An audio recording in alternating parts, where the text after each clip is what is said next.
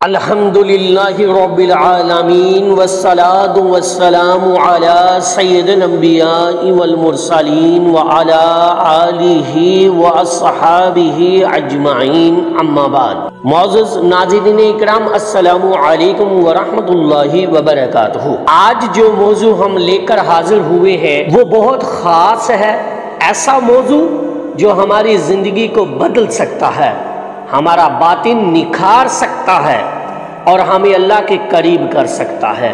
موضوع ہے درود پاک کا سب سے بڑا فائدہ، تزکیہ نفس۔ یہ کوئی معمولی فائدہ نہیں بلکہ یہ وہ روحانی خزانہ ہے جس کی تلاش میں اولیاء، صوفیاء اور اللہ والے پوری زندگی لگاتے رہے ہیں۔ دیکھیں، سب سے پہلے ہم یہ جانیں گے کہ نفس کیا ہے۔ نفس انسان کے اندر ایک طاقت ہے، ایک اندرونی آواز، ایک جذباتی قوت جو کبھی اسے اچھائی کی طرف لے جاتی ہے اور کبھی برائی کی طرف۔ اللہ تعالیٰ نے قرآن میں فرمایا، بے شک نفس برائی کا حکم دیتا ہے۔ تو محترم ناظرین اکرام، یہ نفس ہی ہے جو آدمی کو گناہ پر آمادہ کرتا ہے۔ یہی نفس ہے جو حسد، کینہ، تکبر، حرص، لالچ اور غفلت پیدا کرتا ہے۔ لیکن اگر یہی نفس قابو میں آ جائے، پاکیزہ ہو جائے، تو انسان کا ظاہر و باطن جگمگا اٹھتا ہے۔ قرآن میں اللہ تعالیٰ فرماتا ہے، کامیاب ہوا وہ جس نے اپنے نفس کو پاک کر لیا، اور ناکام ہوا وہ جس نے اسے دبا دیا۔ یعنی انسان کی اصل کامیابی نفس کے تزکیے میں ہے۔ تزکیہ نفس کا مطلب ہے دل سے گندگی دور کرنا، خواہشات کو کنٹرول کرنا، نیت کو خالص بنانا، عمل کو اللہ کے لیے خالص کرنا۔ یہی وہ عمل ہے جو بندے کو اللہ والا بناتا ہے۔ اب سوال یہ پیدا ہوتا ہے کہ نفس کا تزکیہ کیسے کیا جائے؟ کیا لمبی لمبی عبادات کی جائیں؟ کیا کئی گھنٹے مراقبے کیے جائیں؟ کیا دنیا ترک کرنا؟ نہیں، اللہ نے ہمیں ایک آسان، محبت بڑا، طاقتور عمل دیا ہے، درود پاک کا۔ درود پاک صرف نبی کریم صلی اللہ علیہ وآلہ وسلم سے محبت کا اظہار نہیں بلکہ یہ دلوں کا علاج ہے، نفسوں کا تزکیہ ہے۔ نبی کریم صلی اللہ علیہ وآلہ وسلم نے فرمایا، جو شخص مجھ پر ایک مرتبہ درود بھیجتا ہے، اللہ اس پر 10 رحمتیں نازل فرماتا ہے۔ یہ رحمتیں صرف دنیاوی نہیں ہوتی بلکہ یہ دل کی صفائی، روح کی روشنی اور نفس کی تربیت کی شکل میں بھی ظاہر ہوتی ہیں۔ تو میرے بھائیوں اور بہنوں، آپ نے دیکھا ہوگا کہ کچھ لوگ بہت پرسکون ہوتے ہیں، ان کے چہروں پر نور ہوتا ہے، باتوں میں نرمی ہوتی ہے، دلوں میں محبت ہوتی ہے۔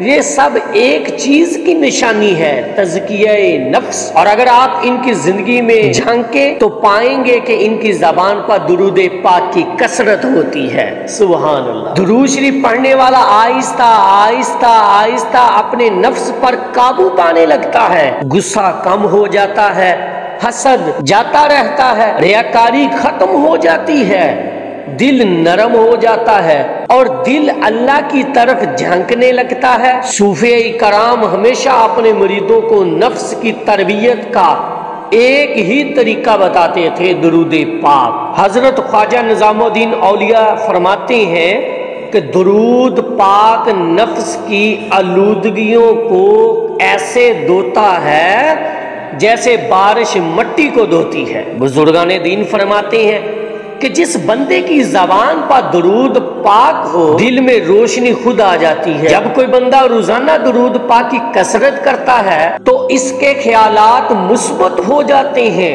وہ دوسروں کو معاف کرنا سیکھ جاتا ہے، وہ غیبت سے بچنے لگتا ہے، وہ عاجزی، شکر گزاری، صبر جیسے اوصاف سے مزین ہو جاتا ہے۔ یعنی وہ نفس کی بیماریوں سے نکل آتا ہے، اور یہی ہے درود پاک کا سب سے بڑا فائدہ۔ محترم ناظرین اکرام، جب نفس کا تزکیہ ہو جائے تو بندہ تنہائی میں بھی گناہ سے بچتا ہے دنیا کے فتنے اسے بہکا نہیں سکتے۔ اللہ کی یاد دل میں گھر کر لیتی ہے، اخلاص سے عبادت کرتا ہے اور سب سے بڑھ کر وہ اللہ کا محبوب بندہ بن جاتا ہے۔ اب فیصلہ آپ کے ہاتھ میں ہے۔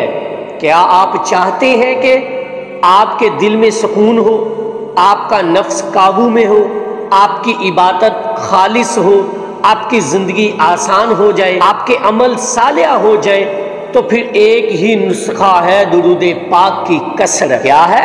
درود پاک کی کثرت۔ آج سے عہد کریں کہ ہم روزانہ کم سے کم 500 بار درود پاک پڑھیں گے، دل سے، محبت سے، اخلاص سے، اور پھر دیکھیں کہ کیسے زندگی بدلتی ہے، کیسے نفس قابو میں آتا ہے، کیسے دل نرم ہوتا ہے، کیسے اللہ قریب ہو جاتا ہے۔ اللہ تعالی ہمیں درود پاک کی محبت عطا فرمائے، اللہ تعالی ہمارے نفسوں کو پاکیزہ بنا دے، اللہ تعالی ہمیں دنیا اور آخرت میں کامیابیاں عطا فرمائے۔ آخری بات، جب ایسے عظیم نبی ہمارے ہیں تو پھر ہمیں کسی طوفان، کسی پریشانی، کسی غم سے ڈرنے کی کیا ضرورت ہے؟ آئیں محبت سے، دل سے، عشق سے درود پاک پڑھیں۔ صلی اللہ علی حبیبہ محمد و آلہ و اصحابہ وبارک وسلم۔ اس پیغام کو زیادہ سے زیادہ شیئر کیجئے گا، صدقہ جاریہ ہوگا۔ درود مائی لائف یوٹیوب چینل کو لازمی سبسکرائب کیجئے اور بیل بٹن کو دبا دیجئے تاکہ آنے والی ویڈیو کا نوٹیفیکیشن آپ تک پہنچتا رہے۔ السلام علیکم ورحمۃ اللہ وبرکاتہ۔